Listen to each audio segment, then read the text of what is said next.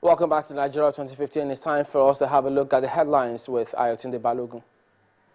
Thank you very much, Chamberlain. Yes, indeed, it's time for the headlines and the not too interesting news coming out from the northern part of the country. Well, Boko Haram insurgents have struck again, this time in the Biu town of Borno State in Nigeria's northeast region. 15 people are said to have died after two suicide bombers struck at a bus station. The attack comes few hours after President Goodluck Jonathan returned to Abuja after his visit to Borno State. According to eyewitnesses, while the first bomber successfully detonated his explosives, the second suicide bomber could not, as he died in the process. And to Jos Plateau State in Nigeria's north central region, where security operatives and rescue teams are battling to save lives following a twin blast which occurred during along Bauchi Road this evening. Now, the blast occurred during a heavy downpour at a motor park that's adjacent to the University of Jos in Plateau State. Well, 9 people are said to have been killed, as our correspondent on the ground tells us. Now, the president today made what could be seen as a bold move as he visited Mubi in Adamawa State, 3 months after Nigerian troops recaptured the town from the Boko Haram insurgents. President Goodluck Jonathan arrived at Yola International Airport this morning, accompanied by the Chief of Defense Staff and all the service chiefs and the Inspector General of Police. He later traveled by helicopter to Mubi. The president then met with the Emir of Mubi, Isa Amadu, and the people of the area. There were unconfirmed reports that the president visited Vintim village in Mubi, the hometown of Nigeria's defense chief, Alex Bade. Well, the military source from Channels Television, a military source told Channels Television rather that from Mubi, the president also traveled to Baga in neighboring Borno State. Well, his whereabouts and state of health has been a subject of debate within the political sphere in the past few days, but his appearance at the Chatham House in London caused a stir. Now, the APC presidential candidate, General Muhammadu Buhari's appearance in public for the first time in several days was the reason for the clash between the PDP and APC supporters outside the venue. And the identity of the masked Islamic State militant known as Jihadi John, who has been pictured in the videos of the beheadings of Western hostages, has been revealed. He is Mohammed Mwazi, a Kuwaiti-born British man believed to be from West London, who was known to UK security services. Newswire says security services chose not to disclose his name earlier for operational reasons. Mwazi first apparently killed the American journalist, that's James Foley.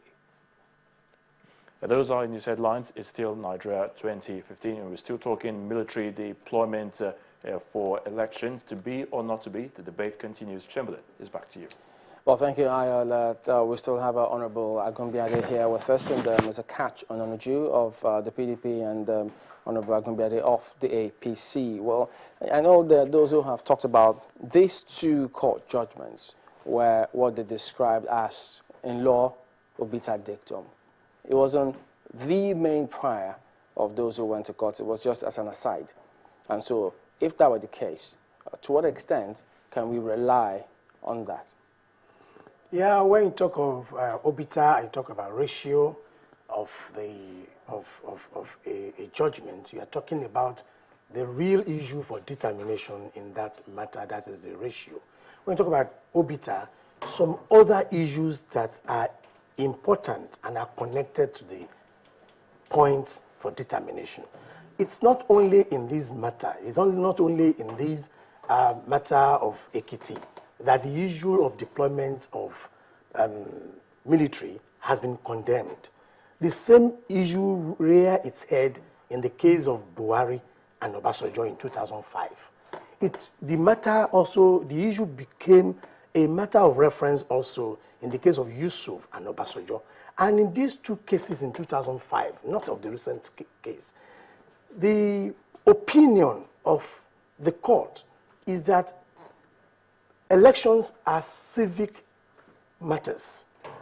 There is no need dragging the military into it so that you don't militarize a civic process. When you say dragging the military into it, in what way? Because INEC has said, look, we just restrict them, if need be, for logistics.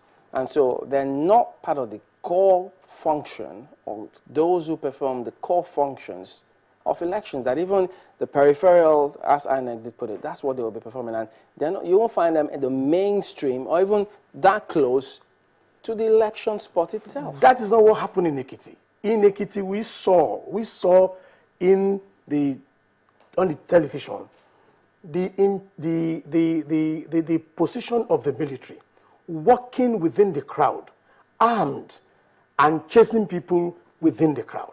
It would have been a different thing if you confine them to some specialized sensitive areas within the states.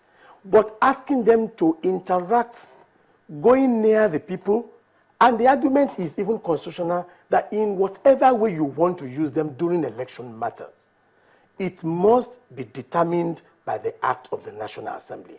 It cannot be whimsical. And the question we are saying, if you say that, okay, we want them to defend this and that, to maintain peace and all that, where is the Nigerian police force, whose responsibility is primarily to secure public order and safety? Okay. Are we saying that the Nigerian police force is no more in existence, or is so incompetent to discharge its constitutional responsibilities? Okay, let me bring Ms. Ononuju on that point you made of finding them going within the crowd. Ms. Ononuju, he now says, look, yes, on paper is one thing, but in reality, from what he says was seen in Ekiti, is different.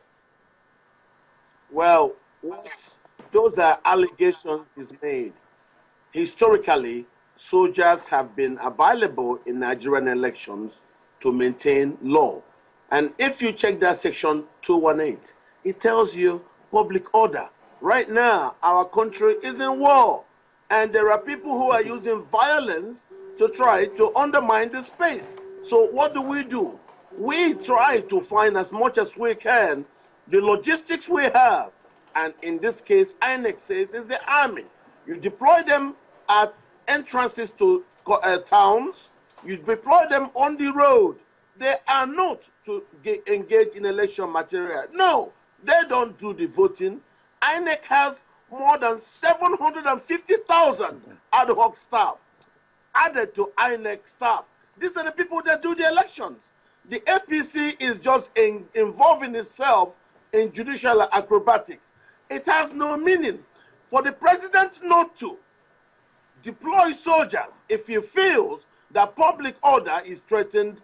That in itself is an impeachable offense. So he will, dependent on, you've heard what Mr. Jega said. Jega told you that the factors that go to make elections successful are beyond him. And so if you ask him questions about securing the environment, he will not ask those questions. And say that means it is security related. And today, as I'm talking to you, Nigeria is under a state of war. The man in Lagos is very happy. It's like in the 60s when there was war in the east. People in Lagos and in the north didn't know there was war in the east. Today, there is a civil war in northern Nigeria. The gentleman in Lagos doesn't know what we who live in the north here go through. It is a pervasive atmosphere of very, very strong terror. Ms. Ononuju, President should be there. Just a minute. You know, that don't want to use violence to take over the space. Hang on a minute. Let me get this in. You know, there are people who also argue, those who argue against that say, look, nothing wrong in putting them on alert. And then you can deploy them if need be, but not that they are deployed at the first instance while the elections are about to start. It's not a matter of instance. It's a matter of today, our country, Nigeria, no matter your dreams, is at war. What do you do if there is a war? Those who think that war is okay for them to be used for political reasons can also use that very, very intimidated atmosphere